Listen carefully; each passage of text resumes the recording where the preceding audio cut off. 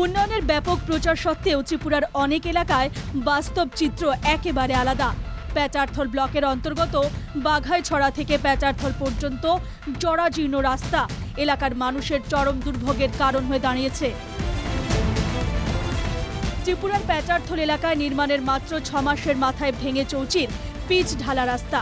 এই জীর্ণ রাস্তায় চলাচলের ক্ষেত্রে দুর্ভোগ পোহাতে হচ্ছে এলাকার মানুষদের। প্যাচারথল ব্লকের বাঘাইছড়া থেকে প্যাচারথল পর্যন্ত প্রায় 10 কিলোমিটার রাস্তা পরিণত হয়েছে মরণ ফাঁদে। বাসিন্দাদের অভিযোগ, নির্মাণের মাস 6 মধ্যেই রাস্তার পিচের আস্তরণ উঠে গেছে। অনেক জায়গায় বড় বড় গর্তের সৃষ্টি হয়েছে। এই রাস্তায় চলাচলের ক্ষেত্রে দুর্ভোগ পোহাতে হচ্ছে গাড়ির চালক থেকে শুরু করে পথচারীদেরও। ছোটখাটো দুর্ঘটনা যেমন ঘটছে, তেমনই বিকল হচ্ছে গাড়ির যন্ত্রাংশ। রাস্তা নির্মাণে অনিয়মের অভিযোগ এলাকার বাসিন্দাদের।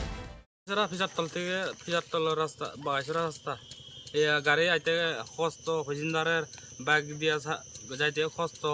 তা 5 মাস ধরে এরকম হয়েছে, রাস্তাটা বালা করে করছে না, ড্রেন নাই, এলাকার রাস্তা নষ্ট হয়েছে। এলাকার বাসিন্দাদের বক্তব্য, রাস্তার কাজে অনিয়ম দেখে নির্মাণের আপত্তি জানিয়েছিলেন তারা, কিন্তু তাতে গুরুত্ব দেয়নি ঠিকাদার সংস্থা। এখন দুর্ভোগ পোহাতে হচ্ছে এলাকার মানুষকে।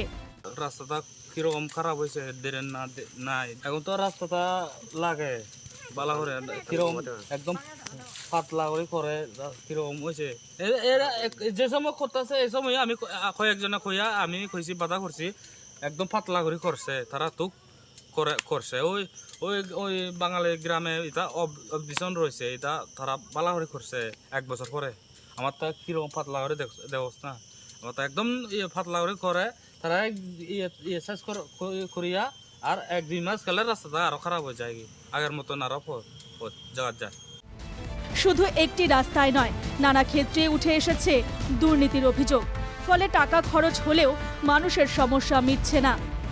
আসন্ন পঞ্চায়েত নির্বাচনে তার প্রভাব পড়বে কিনা সময় বলবে। কুমারঘাট থেকে জনি ভট্টাচার্যের রিপোর্ট, NKTV বাংলা।